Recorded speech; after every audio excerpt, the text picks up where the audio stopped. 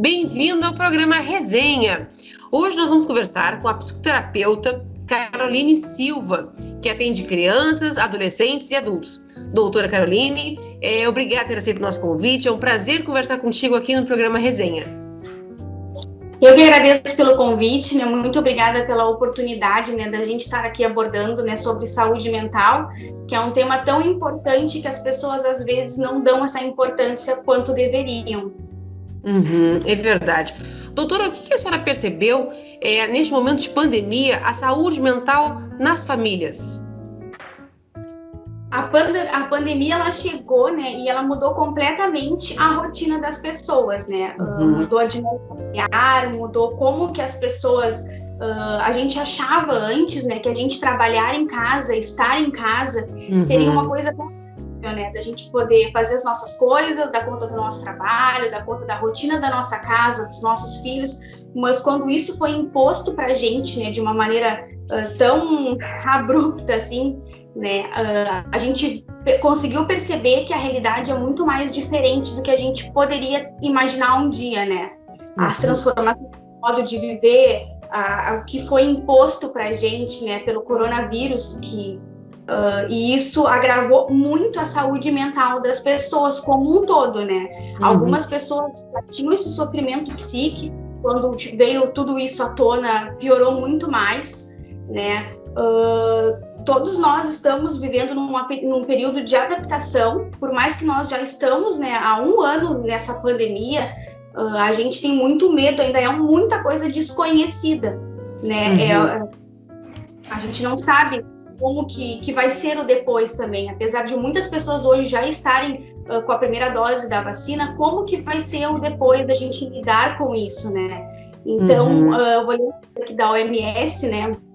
Em seus estudos iniciais, sugerem que as mudanças na rotina e o temor de contrair a infecção, adoecer, começou a elevar muitos casos de sofrimento psicológico, né?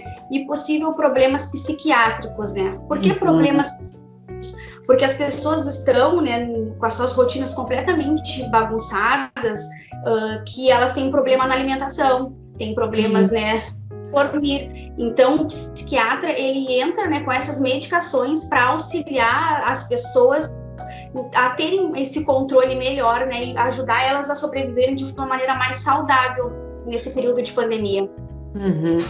Doutora, e como é que é possível, assim, lidar da melhor forma possível com as crianças? Porque as crianças, algumas em idade, né, que estão entrando no colégio, que estariam nesse momento socializando com outras crianças, não está acontecendo isso. Elas estão em casa, elas estão online, elas estão sendo privadas de momento com contato com outras crianças.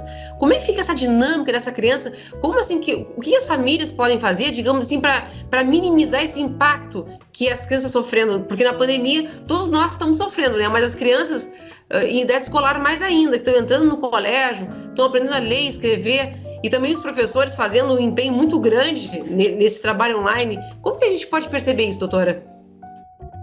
É uma coisa muito difícil, né? Porque além das crianças estarem sofrendo com isso tudo, os pais também estão fazendo esse papel de ter que largar as suas funções, as suas tarefas para poder auxiliar nesses estudos, né? E na maioria das vezes, os pais não têm tal conhecimento para auxiliar as crianças. Então, as crianças vêm com esse sofrimento psíquico, né? E que eu não estou tendo contato com os meus amigos, que por mais que hoje tenha esse acesso, né? Acessibilidade, né, da internet, e fazer uma chamada de vídeo a hora que eles quiserem ver, entender, não é a mesma coisa deles estarem nesse convívio social, que isso foi arrancado deles, né? Isso a gente sente o peso, né, da quantidade de tempo que eles ficam nos eletrônicos, né? Tanto para coisas boas, porque a internet ela é um mundo assim, né, vasto. Então, tanto para coisas boas, tu pode ter acesso para fazer um curso, para poder te profissionalizar melhor, mas a gente sabe que a realidade das crianças e dos adolescentes é completamente diferente, né? E eles acabam para... É muito jogo, é muita coisa que na realidade não seria bom para eles, né? Então, o que eu sempre falo, né, que a gente escute muito o que essa criança está querendo dizer para nós, e por mais que dia ele seja corrido, ele seja agitado, muita gente está trabalhando em casa, que a gente tire um tempo de qualidade para estar com os nossos filhos, né? Estar ali presente com eles, não é a gente com o telefone na mão, ele com outros, mas que a gente possa estar ali para eles, ter esse tempo de qualidade, esse tempo em família, onde a gente possa conversar olhando-nos nos olhos, né? Porque a gente possa jogar um jogo, fazer alguma coisa que tire eles um pouco da tela do computador, porque isso não é legal, né? Uma coisa importante falar também, isso, que a senhora muito bem pondera, eles estão mais na internet, e aí quais são os conteúdos que eles estão acessando na internet? Né? Porque eles estão em casa, tem aquele período de colégio, depois tem aquele período que eles ficam, literalmente, em casa, e a maioria parte jogando, lendo alguma coisa. Então os pais têm que estar, me parece, muito atentos a que conteúdo que essa criança está tendo acesso, porque a internet tem de tudo, coisas boas e coisas ruins. Eu sempre falo que criança não tem que ter privacidade, né? Já começa por aí, meu filho tem o celular, às vezes é uma criança muito nova, né? Meu filho tem o celular. Agora, muitas crianças que não tinham o celular acabaram ganhando por conta disso, né? Das aulas, de precisar para poder estudar. Então, é realmente para começo de história, né? Criança, ela não tem que ter privacidade. Eu deixo meu filho ali, eu não gosto muito de olhar o que ele está fazendo, mas não existe isso, né? A criança se trancou no... A criança escondeu o celular de ti, né? Já começa por aí, quando a criança começa a esconder. Eu falo crianças e adolescentes, né? Começa a esconder, começa a colocar senha no telefone. Isso aí é uma coisa que a gente tem que ficar muito ligados, assim, e entender, porque eles dão sinal. Eles vão mostrar pra gente que tem alguma coisa diferente, né? Eu sou psicóloga do Instituto Proteja também, né? Onde nós trabalhamos no combate à violência sexual infantil. Do nosso querido Nelson. Isso mesmo. E umas semanas atrás, né, chegou para mim, né, um caso onde um menino, um adolescente de 16 anos, ele mandava nudes, tá? Em troca, daqui de Rio Grande mesmo, né, para um cara bem mais velho que ele, daqui de Rio Grande. Em troca, esse cara, ele desbloqueava no Free Fire, nos joguinhos, ele desbloqueava as arminhas, as coisinhas para ele. Então, era uma troca, né? Então, ele ia nude, né? O cara ia lá e desbloqueava uma coisinha para ele. Aí essa mãe começou a notar esse comportamento de estar sempre se escondendo, trancando a porta do quarto, de estar sempre botando senha no telefone, de esconder o telefone para que ninguém veja o que tem ali, né?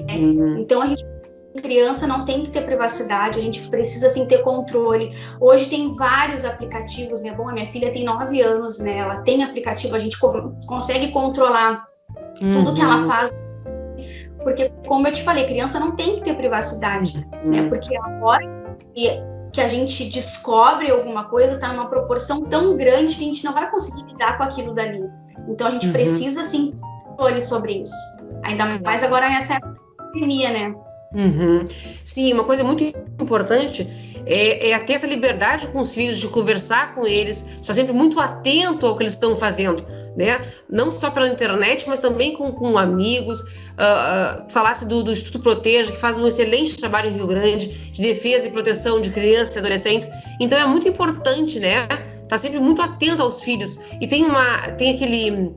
A gente faz a sinaleira, né? Os sinais, aonde não pode tocar nas crianças, né? Se pudesse falar sobre isso também, doutora, porque é importante os pais terem ideia de que as crianças, por vezes, podem não gostar de algum adulto, pode não gostar de alguém, e é sempre importante que a gente esteja atento por que gosta, por que não gosta, né? Não só na internet, mas também nas relações pessoais, não é?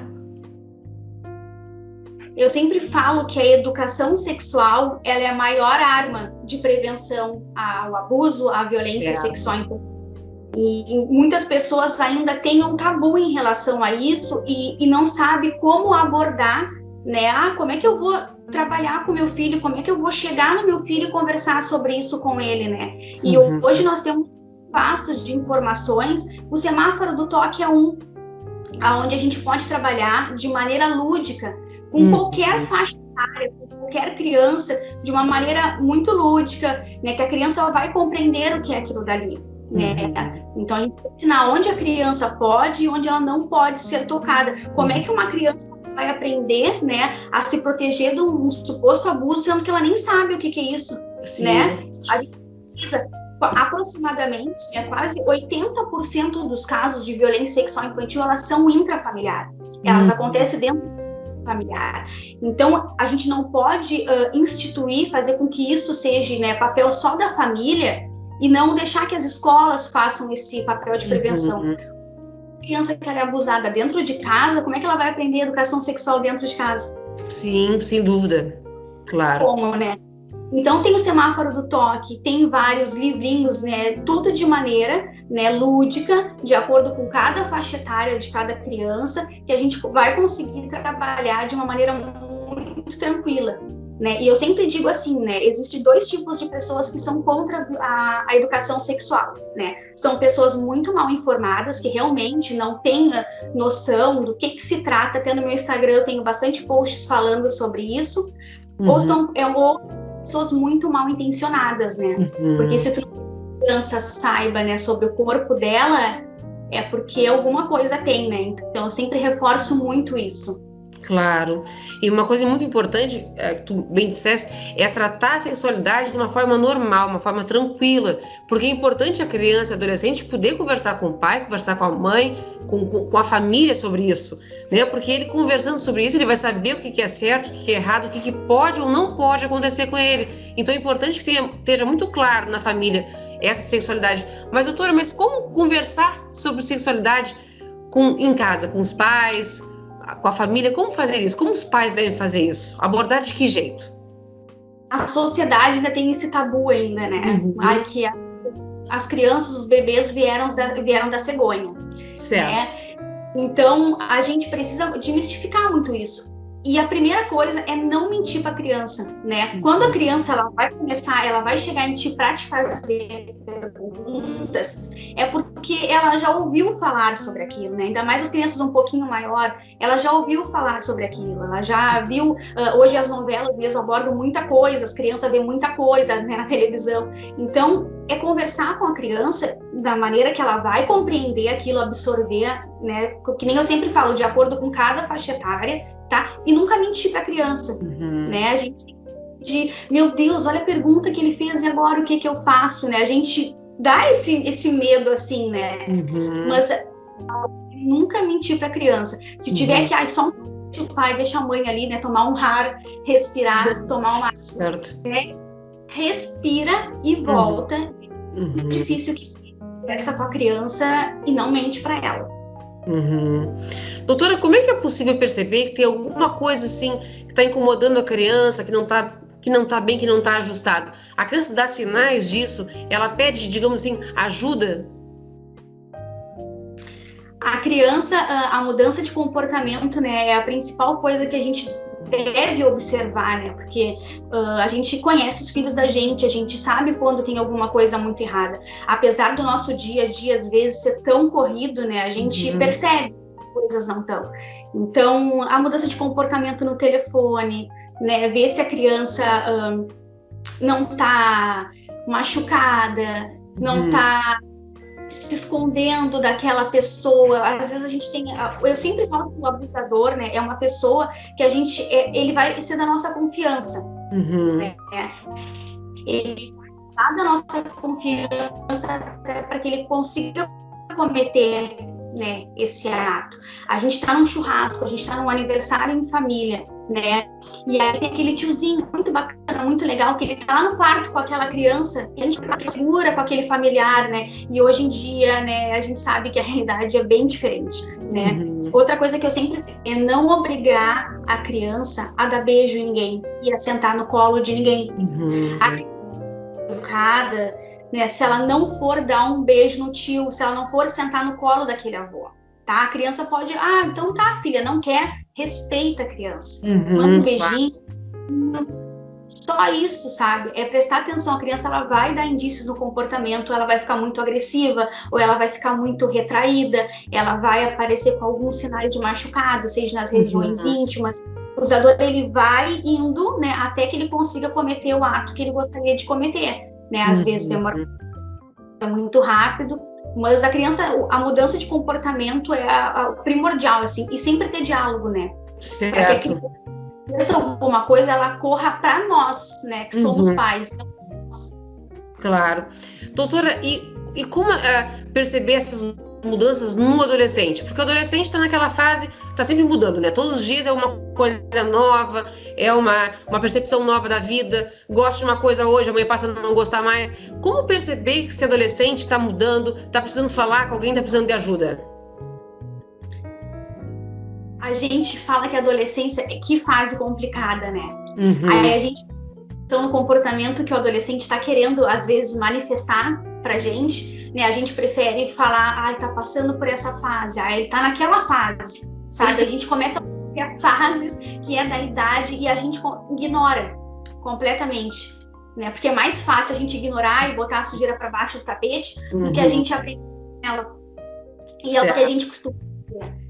Então, o adolescente esse adolescente vai ser mais isso mesmo, que nem eu falei do caso, né, do menino que estava trocando nudes pelo Free Fire. Então, são coisas que, tipo, a gente precisa, o adolescente, ele tem mais essa facilidade, assim, de esconder alguma coisa do que uma criança, certo.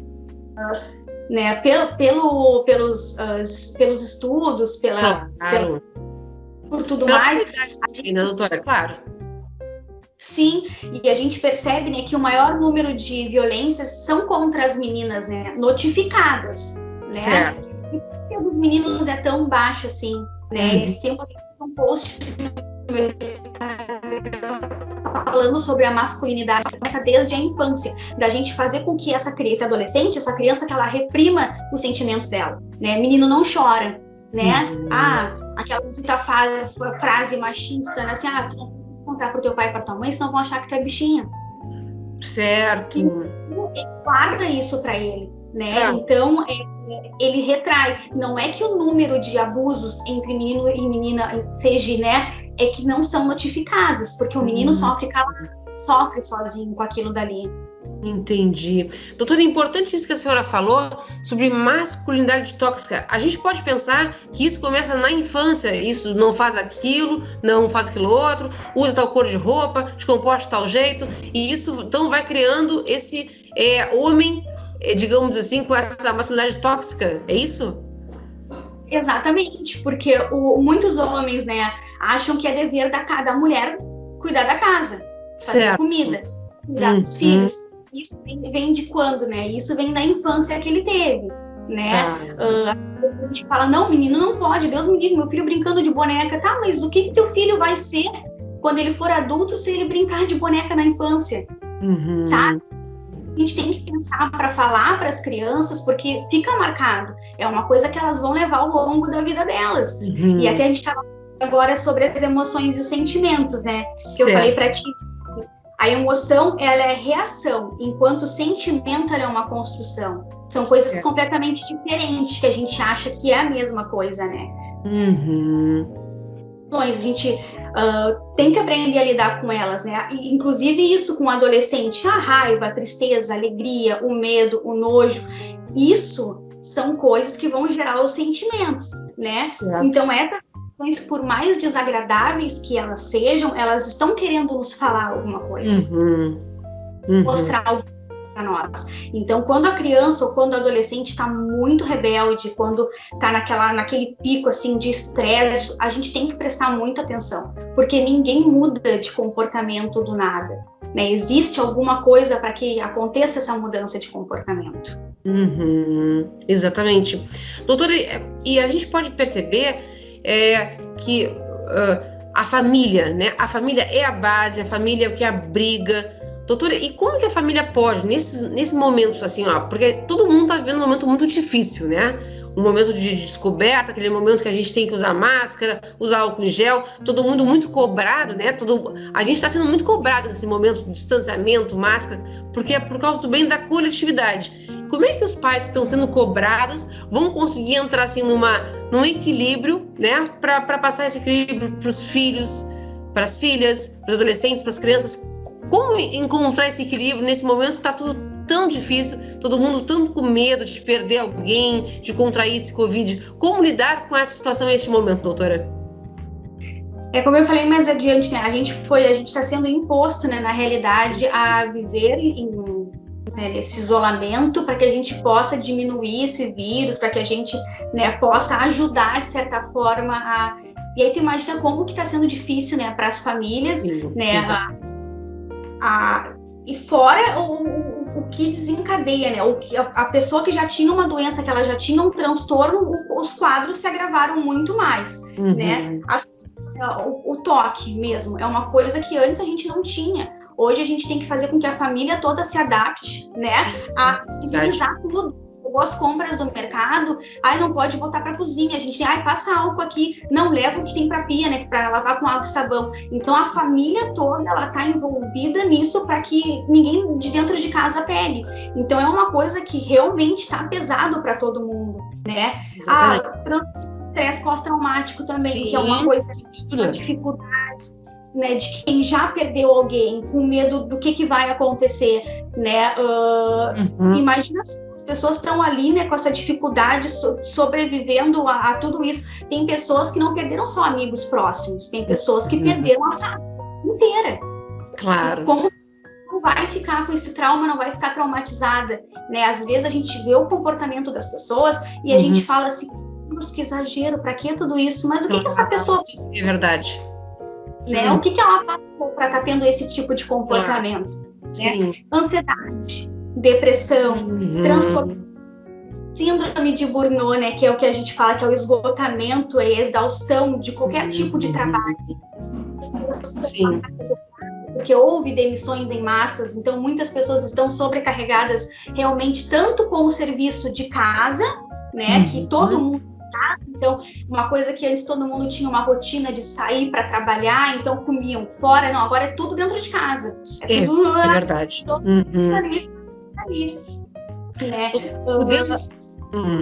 Podemos pensar que neste momento as pessoas ficaram, digamos, mais deprimidas em função da pandemia? Completamente, né? Muitas pessoas. Eu atendi uma paciente no final do ano passado lá na clínica da faculdade, né, uma senhora já de idade, aonde ela disse para mim que infelizmente a pandemia fez com que ela perdesse a rede de apoio dela, que eram as amigas, né? Entendi. E ela, umas faleceram e outras tinham comorbidades e elas não poderiam mais se juntar como elas se juntavam antes. Então a solidão, né, o medo, a angústia. Isso ela dizendo, todos os dias a gente estava acostumado a ter o nosso carteado à noite na minha casa. Entendi. E agora... Mas, claro, de repente, do nada, alterou essa realidade, alterou as relações, porque a gente podia sair, podia conviver com as pessoas, abraçar, né, interagir, e de repente isso corta, né, do nada corta. E como reagir, como sobreviver a essa nova realidade? Os afetos se perderam completamente, né? Eu costumo dizer muito sobre isso. E há um tempo atrás eu estava lá no instituto trabalhando, né? E aí quando veio do nada, uma menina chegou e veio e me deu um abraço. Tive reação. Claro. Eu não consegui devolver aquele abraço. Depois, aquilo me fez tão mal, tão mal, tão mal. Eu até pedi desculpa para ela, porque é uma coisa que a gente não tá mais na nossa realidade, a gente chegar e beijar todo mundo, abraçar todo mundo. E se a gente aprender a lidar com essas emoções, né, se a gente não aprender a ouvir as nossas emoções, o que elas estão querendo dizer, a gente vai adoecer mais do que já estamos na realidade, né? Sem dúvida. Agora imagina, se para nós adultos já é difícil lidar com essa realidade, né? Eu imagino que para os adolescentes que estão naquela fase efervescente, né, de encontrar os amigos, de fazer uma rotina, de sair para a rua, fica em casa. E as crianças estão entrando nessa vida de conhecer coleguinhas, de fazer suas relações. E, quer dizer, então todo mundo agora está sendo muito afetado com isso, com este momento mundial. Doutora, e neste momento, né, que está nos exigindo tanto, como é que a gente pode fazer que a criança ela seja autônoma, que a gente não tenha medo de delegar funções a ela, mesmo nessa pandemia, que a gente possa, assim, né, de conduzir da melhor forma possível aquela criança, para que ela seja autônoma, para que ela tenha segurança, para que ela saiba que isso é um momento que vai passar? Como isso? Essa é uma pergunta ótima, né? Porque veio a pandemia, mudou a nossa rotina completa, né? Mas aquela coisa de ter que te levantar para sair para trabalhar, tu pode levantar a hora que tu quer, tu arruma a tua cama a hora que tu quer, tu almoça a hora que tu quer. Manter as rotinas é essencial. Tentar acordar na hora que já acordava, na hora que já almoçava, né? Arrumar a cama na hora que já arrumava. E introduzir, né? Fazer com que a criança, ela se envolva nisso. Né? Certo, perfeito. É muito bacana, eu fiz um post falando esses dias também, né? Porque tem alguns pais que acham que as crianças não têm que fazer as coisas em casa, né? Tudo para cada faixa etária, né? Certo. Então, pega a criança e faz com que ela te ajude naquilo dali. Aquilo dali não vai ser só um benefício para a família, como para a criança. A criança, ela necessita disso. Imagina só, o teu filho vai, ele assiste aula, né? Ou muitas vezes pública não tem o que assistir, é tudo ali pelo WhatsApp, então não tem nenhum contato com os colegas, não tem nenhum contato com o professor, a criança fica naquilo dali, aí a criança passa o dia inteiro deitada, agora tá no inverno, né? O dia inteiro deitada, faz as tarefas quando quer, porque pode entregar até sexta-feira, então faz as tarefas quando quer. Então a gente precisa manter a rotina, né? E a criança nessa dinâmica da casa, nessa organização da casa, né? A criança, ela não vai... A gente fala, ai, coitadinha. Não, ela não é coitadinha. Ela vai ser uma criança feliz. A autonomia também ajuda no diálogo. A criança autônoma que nem eu comentei esses dias também, a autonomia, fazer com que a criança ela seja autônoma, isso também é uma das formas de prevenção, por mais, assim, loucura que pareça, é também uma das formas de prevenção contra a violência sexual infantil, né? A criança, ela saber lidar com aquilo, ela saber se virar, né? Ela tem autonomia dentro de casa. Entendi. Doutora, então a gente pode pensar que a criança ter um dever, né? Vamos pensar assim, de arrumar a cama, arrumar o guarda-roupa, de repente, de ajudar os pais a cuidar de um bichinho, até alguma função dentro de casa, ela é importante para o desenvolvimento saudável dessa criança. Sem dúvida alguma. Completamente.